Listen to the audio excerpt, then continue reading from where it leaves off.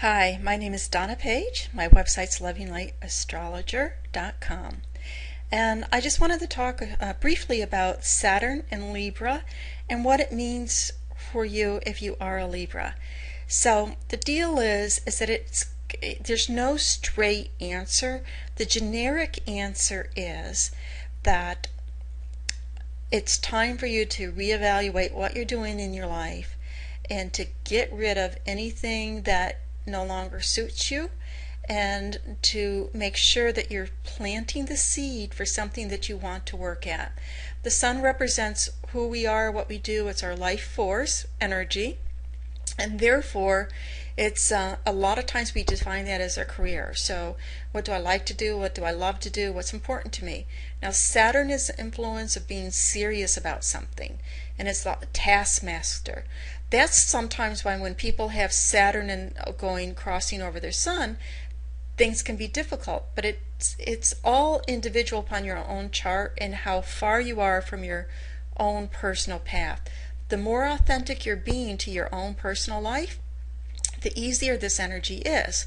So if you're way off track and you're doing something that somebody told you should do, but it's not really your own, when Saturn crosses over your sun and plants that new seed, because whenever the two planets come together, it's a conjunction. It means it's a new beginning. And with Saturn, the Saturn cycle 28 years, if you are doing something that's not true to yourself, then it can be difficult because it will feel as if things are really hard, things are really difficult, things are really heavy.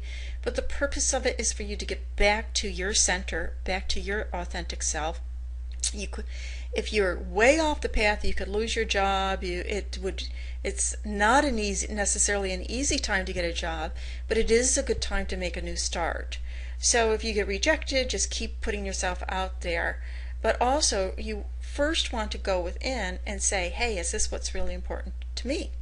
Now, if you do feel that your life is according to what you feel your soul's purpose is, then everything's basically going to be okay. It might not be the most joyous time in your life as if you're undergoing a Jupiter transit, because Jupiter transit can be travel and blessings and unexpected, openings and fortune, quote unquote fortune.